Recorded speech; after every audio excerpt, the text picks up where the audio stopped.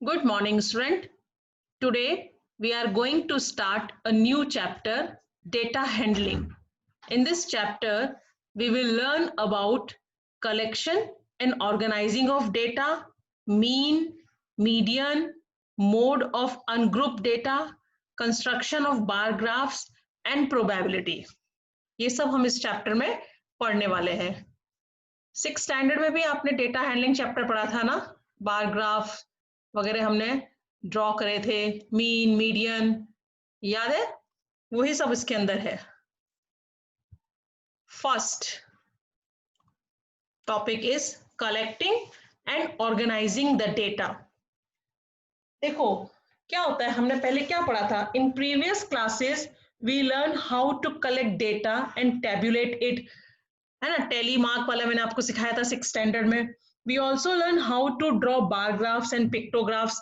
Pictograph हमने picture से data को ऑर्गेनाइज करना, बार ग्राफ से ऑर्गेनाइज करना डेटा को। we shall now learn how to organize and present the given data in a different manner so that it analysis and interpretation becomes better। मतलब छोटे class में हम क्या करते थे, डेटा को पिक्टोग्राफ से रिप्रेजेंट करना देखा था हमने, बार ग्राफ से करना देखा था। अब इस चैप्टर में हम और ज्यादा डिटेल में पढ़ेंगे। First is collecting and organising the data. It is important to collect appropriate data for getting the desired information। सबसे जरूरी तो ये होता है कि जब हम किसी चीज के लिए इंफॉर्मेशन कलेक्ट कर रहे हैं डेटा, तो वो एकदम सही होनी चाहिए। Moreover, only collection of data is not enough to get specific information. The data has to be properly organized. Interpretation of the data becomes easy when it is arranged in a proper tabular form। अब आपने data collect करके हमको दे दिया कि ये data है, तो वो उस डेटा से हमें जब वो ठीक से अरेंज नहीं होगा, है ना, उसका इंटरप्रिटेशन सही से नहीं होगा, इजी नहीं होगा कि हमें इजीली पता चले कि एक्चुअली ये है क्या, इस डेटा से हमें क्या मालूम चल रहा है ना, तो उसका कोई मतलब नहीं होता है। तो सबसे जरूरी खाली डेटा कलेक्शन ही इंपॉर्टेंट नहीं है, उसको प्रॉपरली ऑर्गेनाइज करना या उसको ऐसे इंटरप्रेट करना कि जैसे कि वो इजी हो जाए देखने में। जब उसको हम प्रॉपर, कब होगा वो, जब हम उसको प्रॉपर एक टेबुलर फॉर्म में अरेंज करेंगे। सी रिप्रेजेंटेटिव वैल्यूज, कैसे उसको हम रिप्रेजेंट करते हैं? There are certain values which can represent the entire group of observations. Such values are called central tendencies। अब कुछ वैल्यूज हैं जो पूरे ग्रुप, जो ग्रुप ऑफ ऑब्जर्वेशंस होते हैं उसको रिप्रेजेंट करने के लिए कुछ अलग अलग वैल्यूज होती है। उन वैल्यूज को हम बोलते हैं सेंट्रल टेंडेंसीज। जैसे first average, average or arithmetic mean, और सिंपली मीन भी बोलते हैं हम उसको, is one such central tendency. मतलब रेंज है, मीन है, मीडियन है, मोड है, ये अलग अलग टाइप की सेंट्रल टेंडेंसीज हैं जो यूज की जाती है किसी ग्रुप ऑफ डेटा को ऑब्जर्व करके, मतलब उसको रिप्रेजेंट करते हैं। ये बोल रहे हैं there are certain values which can represent the entire group of observation, such values are called central tendencies. उसमें से फर्स्ट है एवरेज। एवरेज का दूसरा नाम मीन भी होता है, या इसको हम अरिथमेटिक मीन भी बोलते हैं। तो what is average? Average lies between the highest and the lowest value of the given data. मतलब जैसे बोलूं, अभी एग्जांपल यहाँ पे दिया है, when I say that the average age of the student of my class is 12 years.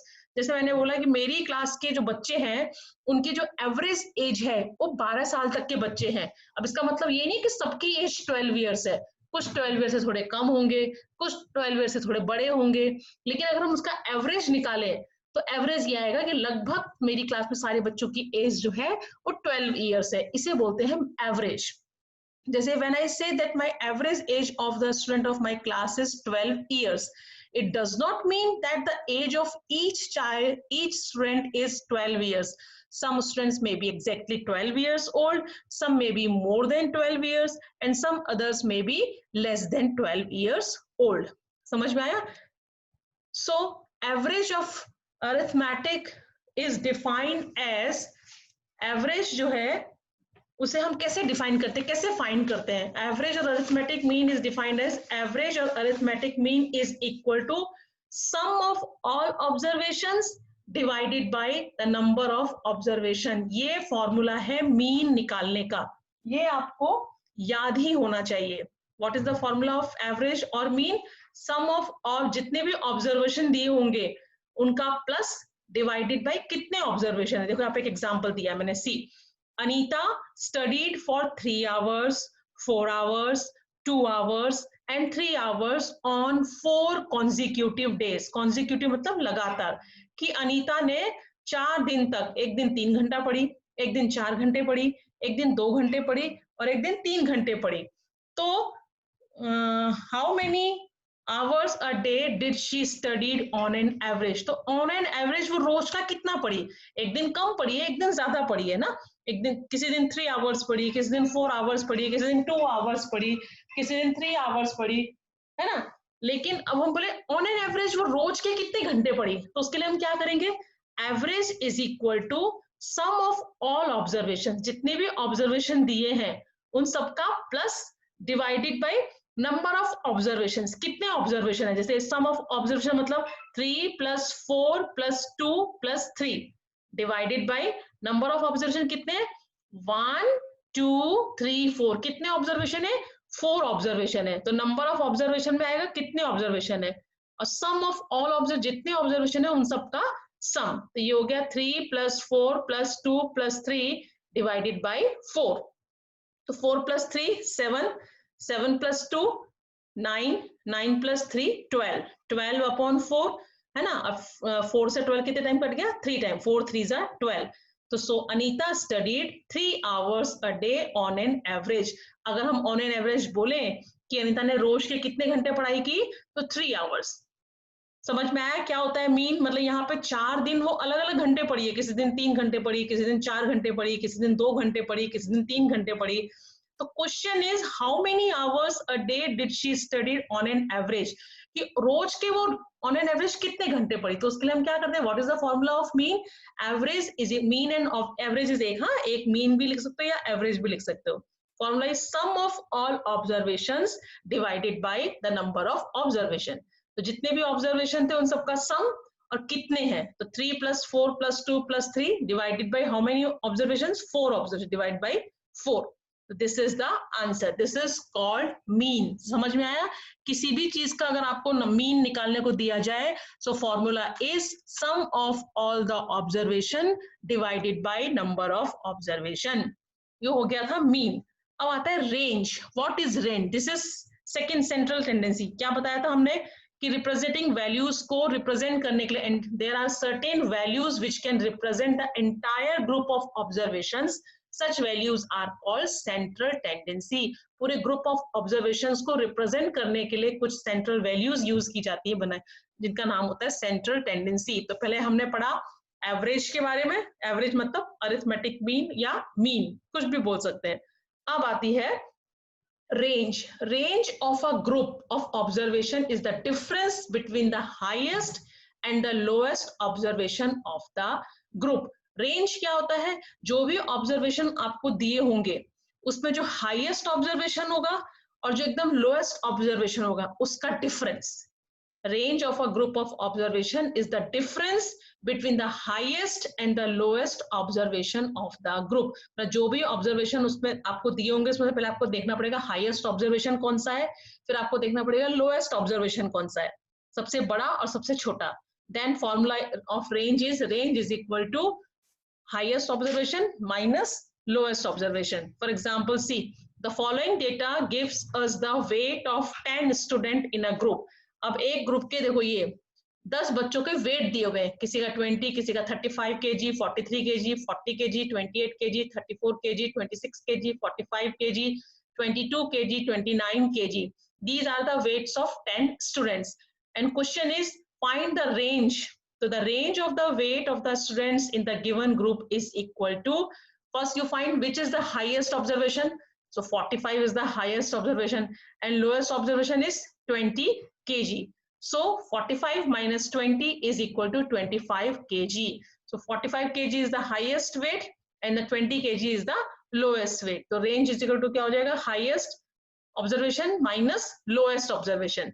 तो जो आंसर आएगा दिस इज द रेंज। तो रेंज की क्या है, लगभग जो है वो 25 kg की रेंज होनी चाहिए होगी सबके वेट की। तो समझ में आया, मीन समझ में आया। मीन का फॉर्मूला क्या था, sum of all the observation divided by number of observation. And what is the formula of range, range is equal to highest observation minus lowest observation. ठीक है, अब आती है exercise 3.1, question number 1। Find the range of heights of any 10 students of your class. अब आपकी class के किसी भी 10 बच्चों की हाइट फाइंड करो और उसका रेंज निकालो। तो रेंज मतलब highest observation minus lowest observation. तो मैंने देखो ऐसी रैंडमली 10 हाइट्स सिलेक्ट कर ली। Let us have the height of 10 student are as follows, this 140 centimetre, 141.5 centimetre, 130, ऐसे करके मैंने 10 स्टूडेंट्स की हाइट लिख ली। नाउ मिनिमम हाइट मतलब सबसे कम हाइट कौन सी है इसमें, this is 135.5 centimeter and maximum height is 161. this is मैं देखो सबके 10 के 10 ऑब्जर्वेशन में highest height is this and lowest या minimum height is this. So what is the formula of range? Range is equal to maximum height minus minimum height. तो 161 minus 135.5, अब minus करना आता है ना, ये करके दिखाऊं, आप बोलो डेसिमल में कैसे आंसर आ गया। तो सी 161 minus 135.5, इसका मतलब इसका ऊपर 161 का पॉइंट पार्ट क्या है, 0। नॉट टेक 1 फ्रॉम हेयर, तो यहाँ क्या रह गया 0। Not 10 minus 5, 5। अब 0 minus 5 is possible, no, तो take 1 borrow from here, यहाँ क्या रह गया 5 and 10 minus 5, 5, ये डेसिमल के नीचे डेसिमल लगा देना है ना, 5 minus 3, 2, 25.5 centimetre is the required range। तो समझ में आया कैसे निकालते हैं range. Range is the highest observation minus lowest observation, और आपको जो दिया होगा क्वेश्चन में आपको फॉर्मूले में वही लिख देना, जैसे यहाँ पे क्या दिया था हाइट, तो range is equal to maximum height minus minimum height. तो समझ में आया question 1। Now second question, organise a following marks in a class assignment in a tabular form. Tally mark, tally mark मैंने 6 में आपको अच्छे से सिखाई थी है ना। अब यहाँ पे कुछ दिए हैं, मार्क्स दिए हुए, इनको टेबुलर फॉर्म में लिखना है। तो marks, tally marks and frequency. Okay, so ये आपको, ये वाला पार्ट आपको नहीं देखना बेटा, this is for not you, ये आप नहीं देखो, उस पर कंफ्यूज होने की जरूरत नहीं है। अभी सिर्फ आपको यही देखना है, मार्क्स ये भी आपको नहीं लिखना है कुछ नोटबुक में, फ्रीक्वेंसी भी आपको नहीं लिखनी है। You just right marks, tally marks and frequency. ठीक है, मार्क्स, टेलीमार्क्स एंड फ्रीक्वेंसी। अब मार्क्स देखो कैसे दिए हुए हैं, 4, 6, 7, 5, 3, तो 1 भी है, 2 है, 3 है, 4 है, 5 है, 6 है, 7 है, 8 है और 9 है। 9 तक के मार्क्स मुझे दिख रहे हैं, सिंगल डिजिट में ही है तो मतलब 9 तक है, तो आप मार्क्स लिख दो, 1 से लेके 9 तक मार्क्स है। अब टेलीमार्क्स, 1 कितने टाइम है, 1 ओनली 1 टाइम, तो टेलीमार्क 1 बना के यहाँ लिख देंगे, फ्रीक्वेंसी 1 टाइम है। देन 2 इज 1, 2 टाइम्स है, तो 1 and 2 टेलीमार्क्स किया, तो फ्रीक्वेंसी कितने टाइम है 2 की, 2 टाइम्स है। देन 3 देखेंगे, 1 एक लगा देंगे यहाँ पर, देन बस एक ही बार है तो 1 बार इसकी फ्रीक्वेंसी हो गई। देन 4, 1, 2, 3, तो 3 टेलीमार्क बना देंगे, फ्रीक्वेंसी हो गई 3 टाइम। देन 5, 1, 2, 3, 4, कितना है 1, 2, 3, 4, 5। तो देखो टेलीमार्क पे क्या करते हैं, 1, 2, 3, 4 और 5 का ऐसे 5 के बंडल बनाते हैं। ऐसे अगर आपने ऐसे लिख दिया 1, 2, 3, 4, 5 तो ये रॉन्ग हो जाएगा। टेलीमार्क में 1, 2, 3, 4 और 5 का ऐसे बंडल बनाएंगे, फिर अगर और है तो 6, 7 ऐसे लिखेंगे। फिर 8 9, अगर 10 हो गया तो 10 का, ऐसे 5 5 के बंडल्स बनाते हैं, ठीक है। तो 5 कितना टाइम था, 5 टाइम्स था, मतलब फ्रीक्वेंसी कितनी है उसकी, 5 टाइम्स आया है 5। Now 6 1 2 3 4 time. यहाँ पे देखो लाइन आई नहीं है, आपको इसको ज्वाइन कर देना है ना, आपको ज्वाइन कर, अलग अलग ऐसा मत सोचना कि मैम ने अलग अलग क्यों बनाई है, ये एक साथ ही है पूरा।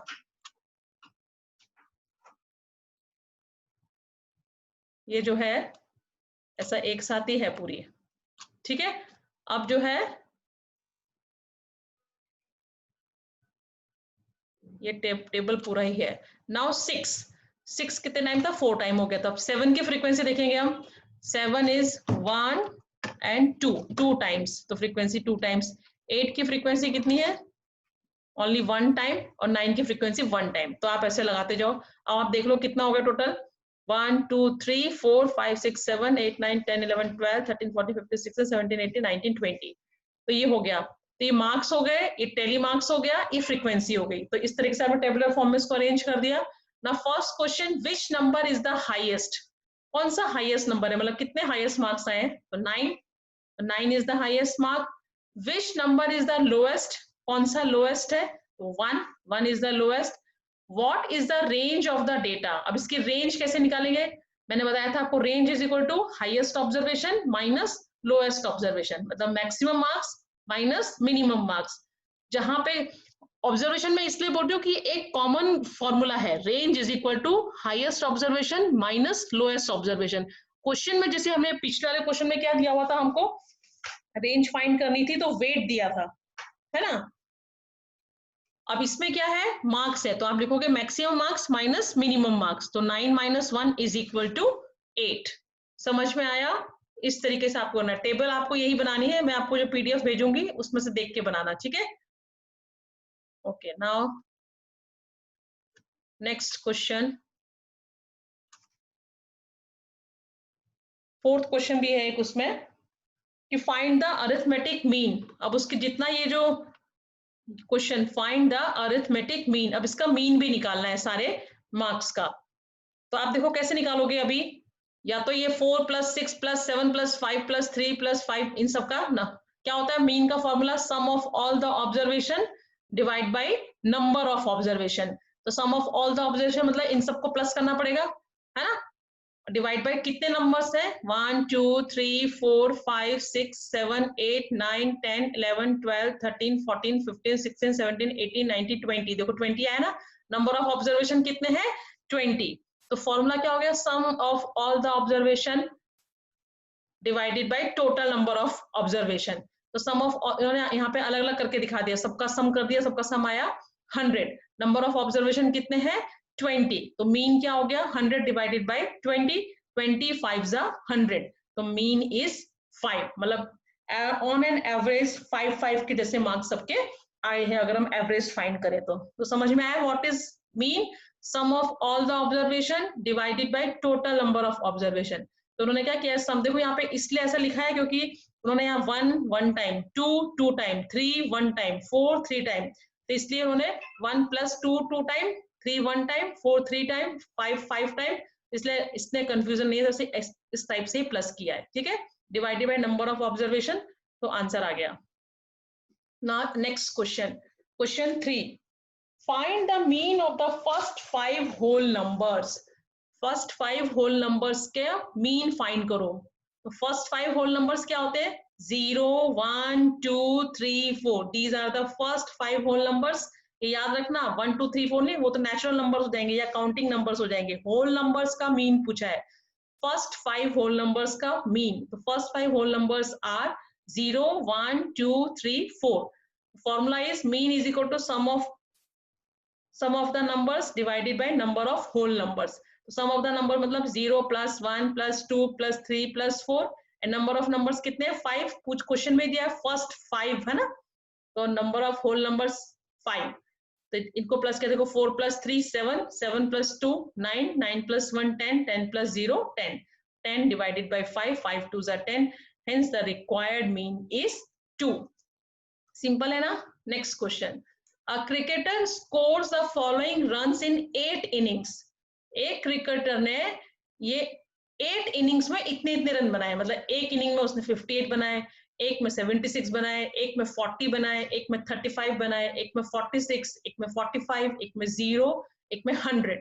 तो फाइंड द मीन स्कोर। अब वो बोले लगभग ऑन एन एवरेज उसने हर इनिंग में कितने रन्स बनाए, तो उसके लिए हमें मीन फाइंड करना पड़ेगा। और मीन क्या हो जाएगा, sum of all the runs divided by number of innings.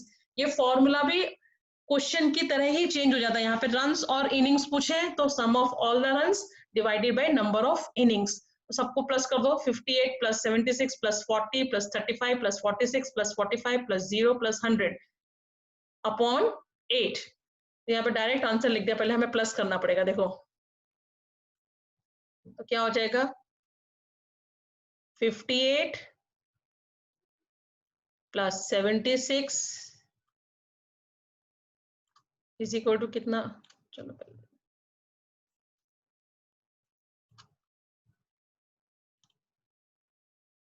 76 plus 40 plus 35 plus 46 plus 45 plus 0 plus 100। ठीक है, अब इन सबको क्या करेंगे, प्लस। क्या क्या करना है हमें, सम ऑफ ऑल रन, सब रन, सब जितने भी रन हैं उनका सम करना है।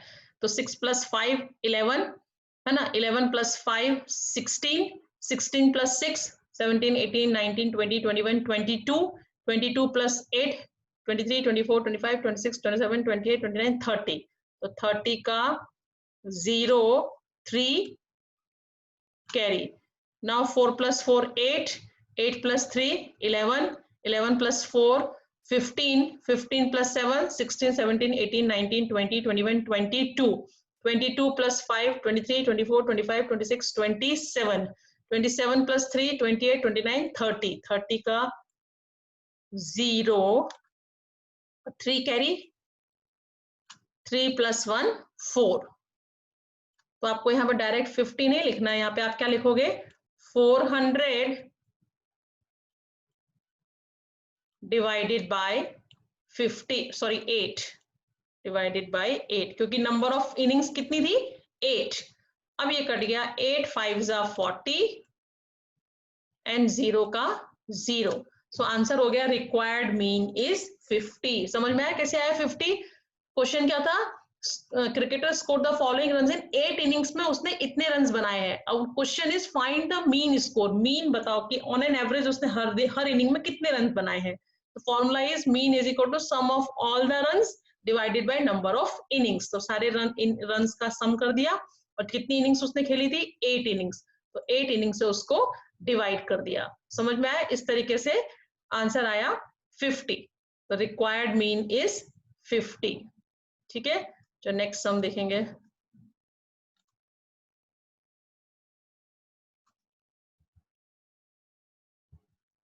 Question number 5। Following table shows the points of each player scored in 4 games. अब 4 गेम हुए, 1 2 3 4, 4 गेम्स हुए हैं, और ये प्लेयर है ए बी सी, 3 प्लेयर के नाम दिए हैं, है ना। गेम 1 में उसको इतने पॉइंट मिले हैं, गेम 2 में, गेम 3 ऐसे दिए हुए हैं। तो question is, now answer the following questions. Find the mean to determine as average number of point scored per game. मतलब जो ए प्लेयर है उसने हर गेम में जितने पॉइंट्स मिले हैं उसको, उसका क्या निकालना है हमको, मीन निकालना है। क्या निकालना है, मीन ए के। तो ए को कितने कितने मिले, देखो गेम 1 में 14, गेम 2 में 16, गेम 3 में 10 एंड गेम 4 में 10। तो क्या हो जाएगा उसका, first number of points scored by A in all games are, game 1 में 14, गेम 2 में 16, गेम 3 में 10, गेम 4 में 10। तो एवरेज इसको देखो, यहाँ फॉर्मूला नहीं लिखा है मैंने, लेकिन आपको लिखना है formula, sum of all the points divided by number of games. क्या हो जाएगा इसमें, इसका फॉर्मूला मीन इज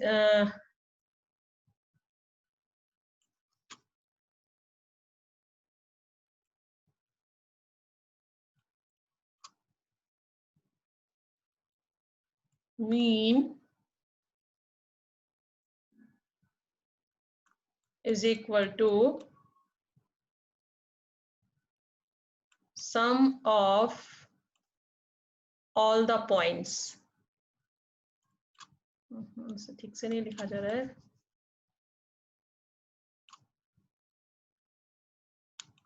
क्या हो जाएगा मीन का फॉर्मूला? सम ऑफ, आप देखो अपने आप लिख देना, formula is mean is equal to sum of all the points divided by number of games. तो sum of all the points मतलब 14 plus 16 plus 10 plus 10 and number of games कितने? 1 2 3 4। Number of games is 4।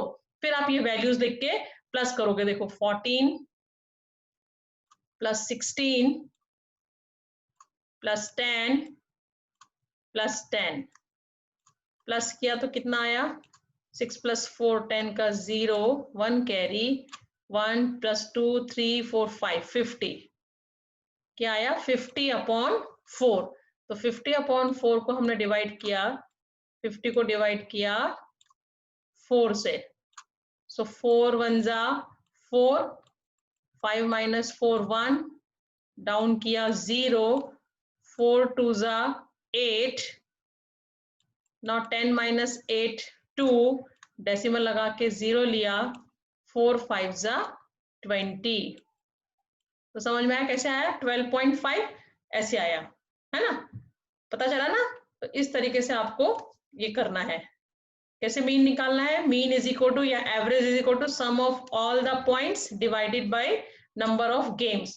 तो sum of all the points हमने क्या किया? सबके सारे points को प्लस कर दिया, डिवाइडेड बाय गेम्स कितने थे? 4। अब सेकंड क्वेश्चन है, सेकंड क्वेश्चन इज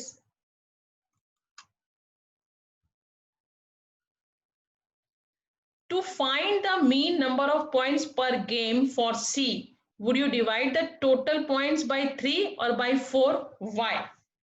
कि अब हमें C के प्लेयर का अगर हमें वो निकालना है mean, to find the mean number of points पर गेम फॉर C, तो would you divide the total points by 3 और बाय 4? तो आप उसको 3 से डिवाइड करोगे, 4 से। क्यों? क्योंकि देखो गेम 1 में उसको 8 पॉइंट्स है, गेम 2 में उसको 11 पॉइंट्स है, गेम 3 उसने खेला ही नहीं है, डिड नॉट प्ले, और गेम 4 में उसके 13 है। तो अगर मैं बोलूं find the mean of player C, है ना, प्लेयर सी के पॉइंट, तो वो ये बोल रहे हैं हाउ वुड यू डिवाइड, क्योंकि हम क्या करते हैं नंबर ऑफ गेम्स, तो नंबर ऑफ गेम्स कितने हैं? 4। तो आप उसको 3 से डिवाइड करोगे कि 4 से डिवाइड करोगे? क्या लगता है आपको? 3 से करेंगे। क्यों? क्योंकि गेम नंबर 3 तो उसने खेला ही नहीं है, डिड नॉट प्ले लिखा है, 0 नहीं लिखा है। अगर 0 होता तो उसके पॉइंट 0 थे, से मतलब वो गेम खेला है, लेकिन क्या लिखा है? Did not play. तो C played only 3 games. So to calculate the average of C points पर game we should divide the total points by 3। समझ में आया? क्यों 4 से नहीं करेंगे? क्योंकि एक गेम उसने खेला ही नहीं है। So next, C did not play game 3, he played only 3 games, so total will be divided by 3. Now third question क्या है? B played in all the 4 games. How would you find the mean? अब B ने तो चारों game खेले ना, लेकिन game 1 में उसको 0 पॉइंट मिले हैं, पर गेम तो खेला है उसने ना, तो इसको हम किससे डिवाइड करेंगे? इसका मीन फाइंड करना होगा तो 4 से। समझ में आया इसको क्यों 3 से किया? क्योंकि वो एक गेम को खेला ही नहीं था। So number of points scored by B in all the games, game 1 में 0, game 2 में 8, game 3 में 6, game 4 में 4. The average score is equal to sum of all the points divided by number of games. So 0 plus 8 plus 6 plus 4 divided by 4 और divided by 4. तो क्या हो जाएगा? 8 sorry 0, पहले तो 0 है, 0 plus 8 plus 6 plus 4 प्लस किया तो कितना आया? 6 प्लस 4 10, 10 प्लस 8 18, 18 प्लस 0 18। तो आ गया हमारा 18 डिवाइडेड बाय 4। अब 18 को डिवाइड करो 4 से, 18 को हमने 4 से डिवाइड किया तो 4 4 जा 16, 18 माइनस 16 2, पॉइंट लगा के 0 लिया, 4 5 जा 20। तो क्या आंसर आया? 4.5। ऐसे आया ये 4.5। समझ में आया? अब नेक्स्ट,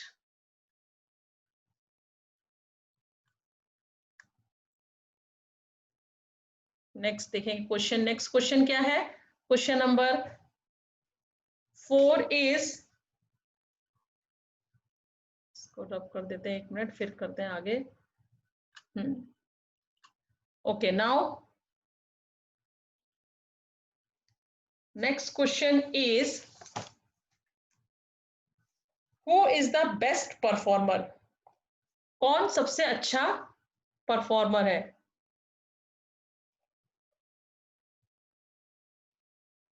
एक सेकेंड, इसको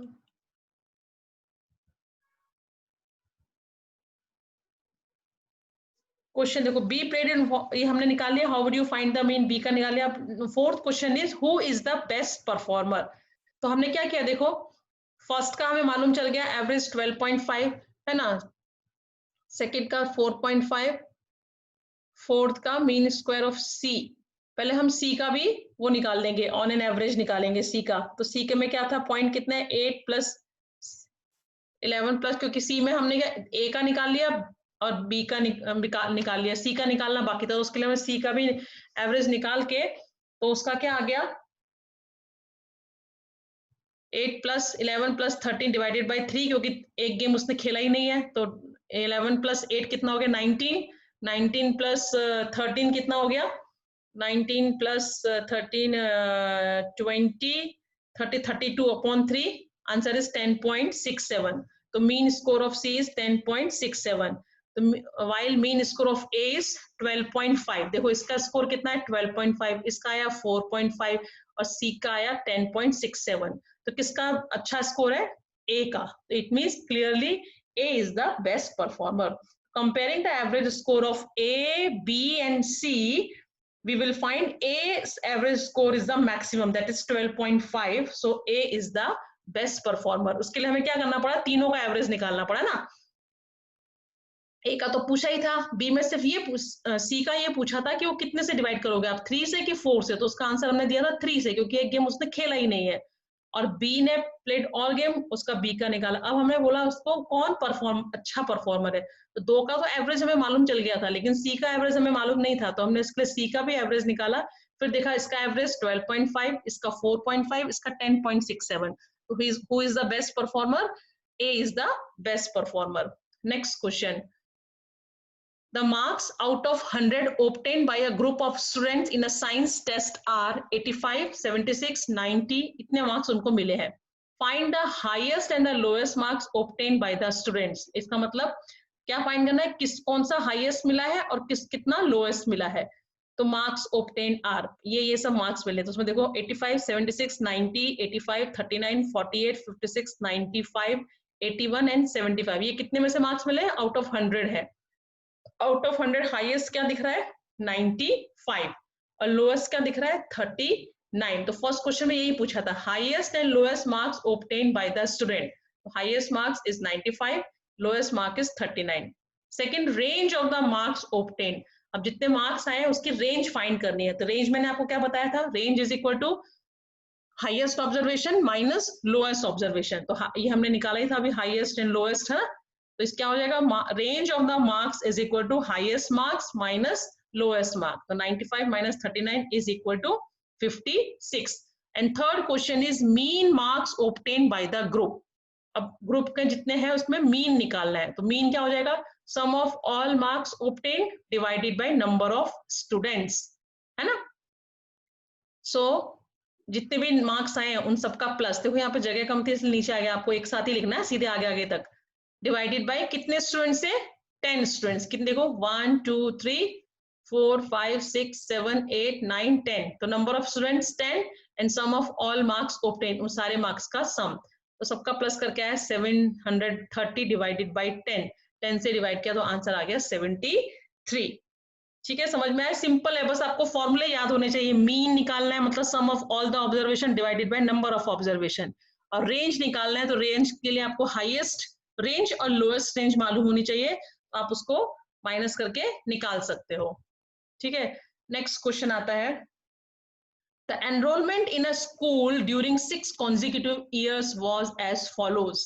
मतलब 6 साल तक लगातार जो बच्चों का एडमिशन हुआ है स्कूल में वो ये है, एक साल 1555, फिर हो गया 1670, 1750, then 2013, 2540 and 2820. Find the mean enrolment of the school for this period. अब ये 6 साल में ऑन एन एवरेज लगभग कितना वो हुआ है, एनरोलमेंट हुआ है. तो उसके लिए हम क्या करेंगे, मीन फाइंड करने के लिए sum of the enrolment of all years, जितने भी ईयर्स में एनरोलमेंट हुए उन सबका sum divided by number of years. Number of years कितने, 6. कभी कभी क्वेश्चन में ही दिया होता है, देखो 6 consecutive years. This plus this plus this plus this plus this plus this plus किया तो कितना आ गया 12,348. एंड कितने ईयर्स थे, 6. अब डिवाइड करके दिखाओगे, कर लोगे डिवाइड, डिवाइड बाय 6. देखो 6 2 जा 12. अभी 3 को डाउन किया तो 3 तो डिवाइड नहीं होता 6 से, तो मुझे 4 भी डाउन करना पड़ेगा, तो ऊपर एक 0 लगाना पड़ेगा. अब हो गया 34. तो 6 5 जा 30, 34 माइनस 34 रिमेनिंग, डाउन किया 848, 6 8 जा 48. तो required mean is 2058. Next, the rainfall in a city on 7 days of a certain week was recorded as follows. मतलब एक वीक पूरा बारिश होती रही, किसी दिन मिलीमीटर में आते हैं, आज इतने मिलीमीटर बारिश हुई है, आज इतनी मिलीमीटर बारिश हुई है. तो मंडे को तो 0.0, Tuesday 12.2, Wednesday 2.1, Thursday 0, Friday 20.5, Saturday 5.5, Sunday 1.0. ये इतना रिकॉर्ड किया है एक वीक का पूरा, कितनी रेनफॉल हुई है. तो question first is find the range of the rainfall in the above data.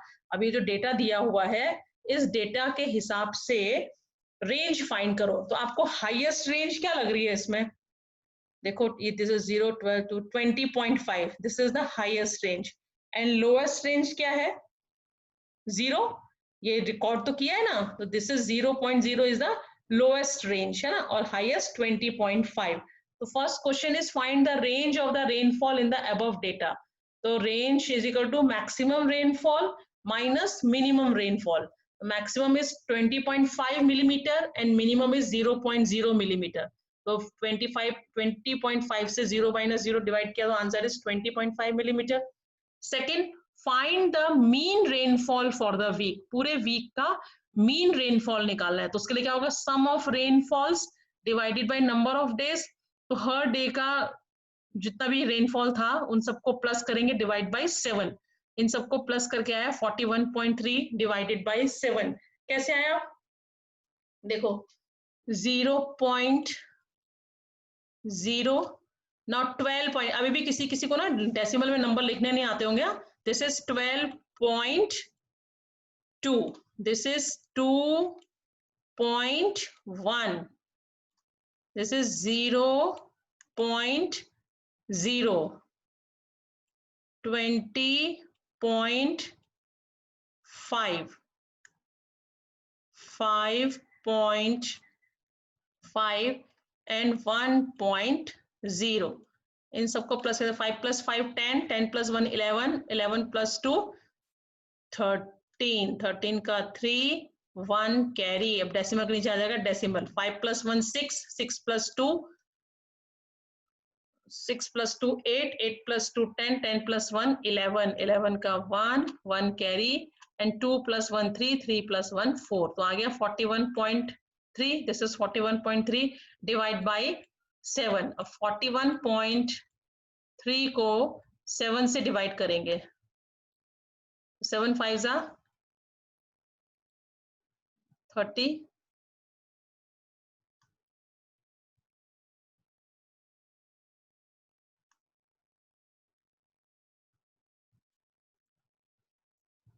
7 5 जा 30, 35.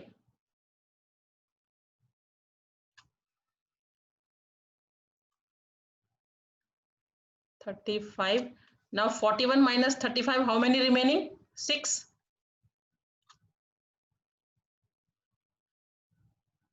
डेसिमल लगा के इस 3 को नीचे डाउन किया एंड 7 9 जा 63. आ गया 5.9. This is 5.9 millimetre. Now next question, On how many days was the rainfall less than the mean rainfall? मतलब मीन रेनफॉल के नीचे किस किस दिन बारिश हुई. मीन रेनफॉल कितनी आई है 5.9. तो 5.9 के देखो मंडे 5.9 से कम है, वेडनेसडे 5.9 से कम है, थर्सडे 5.9 से कम है, देन संडे. तो Monday, Wednesday, Thursday, Saturday. Saturday also 5.5 ना. ये बोल रहे हैं question is on how many days was the rainfall less than the mean rainfall. जितनी मीन रेनफॉल आई है उससे कम हफ्ते में किस किस दिन बारिश हुई है. तो देखो मंडे को तो 0.0 हुई थी, है ना. ट्यूसडे थी 12.2, ये तो मीन से ज्यादा हो गया. वेडनेसडे थी 2.1, ये कम हो गया, मीन से कम हो गया. थर्सडे 0.0, वो भी मीन से कम हो गया. फ्राइडे थी 20.5, वो तो ज्यादा हो गया तो उसका नाम नहीं आएगा. सैटरडे थी 5.5, 5.5 इज लेस देन 5.9, तो सैटरडे आ गया. और संडे को 1.0. तो Monday, Wednesday, Thursday, Saturday, Sunday को जो है रेनफॉल वो मीन रेनफॉल से कम थी. समझ में आया क्वेश्चंस? चलो नेक्स्ट.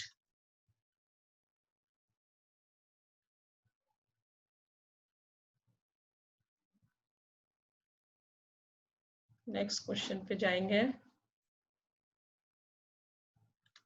ओके. Question number 9.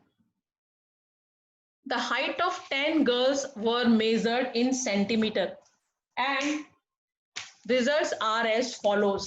10 लड़कियों की हाइट मेजर की और उनका रिजल्ट ये है. 135, 150, 139, 128, 151, 132, 146, 149, 143, 141, है ना. 10 लड़कियों की हाइट मेजर की तो उनका रिजल्ट जो है वो ये आया. What is the height of the tallest girl? सबसे लंबी लड़की की हाइट कितनी है? कितनी दिख रही है आपको सबसे लंबी लड़की की हाइट?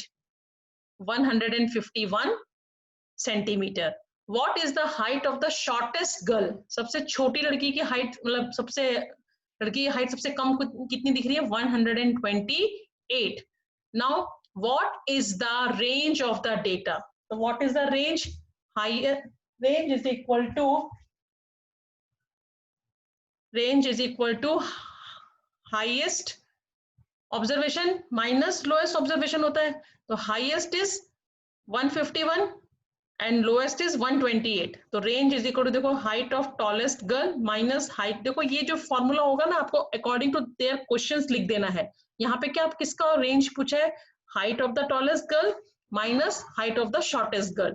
तो 151 माइनस 128, माइनस के तो answer is 23 centimetre. Now next question, what is the mean height of the girls?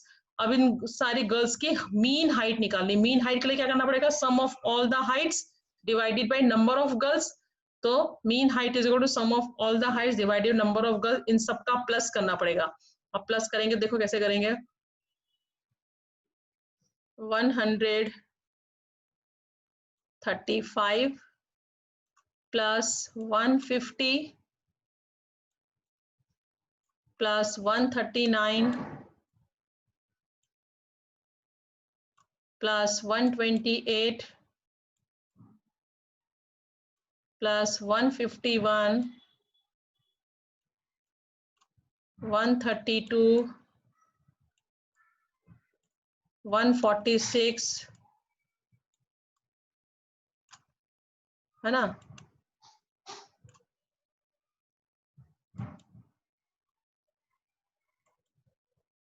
(146), then 143, then 141, 41. इन सबको प्लस करेंगे. 3 plus 1 4, 4 plus 6 10, 10 plus 2 12, 12 plus 1 13, 13 plus 8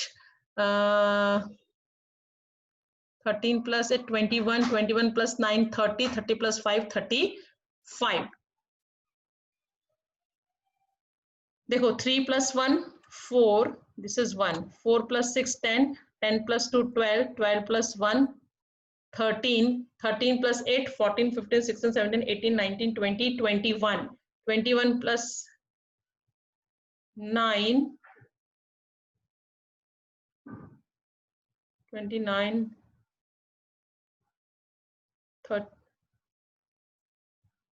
क्या हो गया 3 + 1 4 4 + 6 10 10 + 2 12 12 + 1 13 13 + 8 14 15 16 17 18 19 20 21 21 + 9 30 30 + 5 35 कुछ रॉन्ग लिखा है हमने, क्यों गड़बड़ आ रही है हाइट में? 135 150 139 128 151 132 146 146 और 149 तो लिखा ही नहीं है। अच्छा, इसीलिए यहाँ पे स्पेस कम पड़ गया, रुको उसको ठीक से करना पड़ेगा। एक नंबर लिखना तो भूल ही गए, है ना? इधर लिखते हैं, यहाँ साइड में, यहाँ पे स्पेस है। सी 1 नंबर इज 135 प्लस 150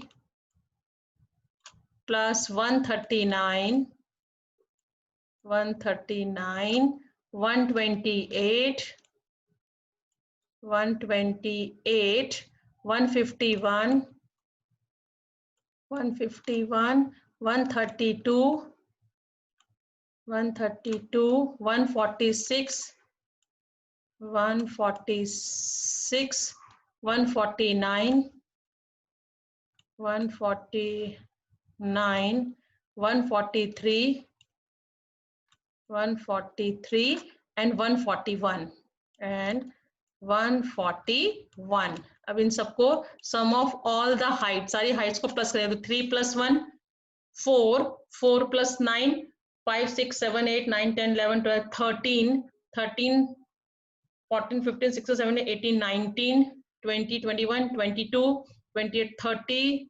39 39 40 41 42 40 44 4 आ गया, 4 carry. now 4 + 4 8 8 + 3 12 4 16 17 18 19 20 21 22 23 24 25 26 27 28 29 30 31 32 33 34 35 36 37 38 39 40 41 4 carry 4 + 1 5 6 7 8 9 10 11 12 13 14 1414 divided by 10, क्योंकि नंबर ऑफ गर्ल्स कितनी थी 10। तो क्वेश्चन देखो क्या था, मीन का formula sum of all heights divided by number of girls, the number of girls are 10।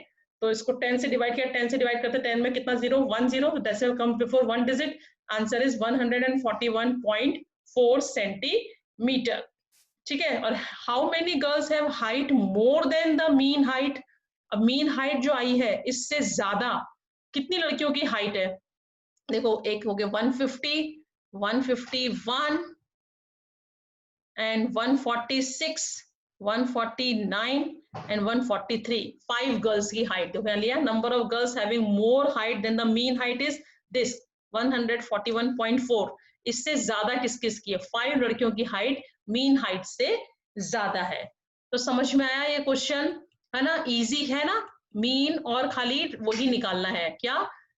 Range और मीन। बस आपको फॉर्मूला याद रखना है, मीन का formula sum of all the observation divided by number of observation and range is equal to highest observation minus lower observation. Okay, so that's it for today's lecture. इसके बाद मैं second video आपको 12 बजे के बाद दूसरा video भेजूंगी। जो भी वर्क है इसका मैं पीडीएफ भेजूंगी, आपको अपनी नोटबुक में कर लेना है। ठीक है, बहुत सारे बच्चे नहीं कर रहे हैं काम, मैंने देखा है। हो सकता है अगले महीने एग्जाम हो, आपका परफॉर्मेंस के बेसिस पे मार्क्स दिए जाएं, आपकी नोटबुक में चेकिंग के लिए मंगा सकती हूँ। तो जिस मैं फर्स्ट डे से इसलिए बोल रही हूँ, वर्क कंप्लीट करो, वर्क कंप्लीट करो, वर्क कंप्लीट करो। अगर ऐसा हुआ तो जिन बच्चों का वर्क कंप्लीट होगा उन्हीं को मार्क्स मिलेंगे। अभी कुछ नहीं पता है आगे क्या होने वाला है, कैसे होने वाला है, कब तक हमें ऐसे ही पढ़ना है। तो प्लीज बच्चों ध्यान दो पढ़ाई में, जो भी हम पढ़ा रहे हैं, जो भी हम समझा रहे हैं ध्यान से करो। नहीं समझ में आता है पूछो, हम सामने से बोल रहे हैं कि डेली हमको फोन करके आप 4 to 5 के बीच में क्वेरी पूछ सकते हो। ठीक है, तो ये सारा वर्क अपनी नोट में कर लेना। नेक्स्ट वीडियो में 12 बजे के बाद भेजती हूँ, तब तक के लिए बाय एंड टेक केयर।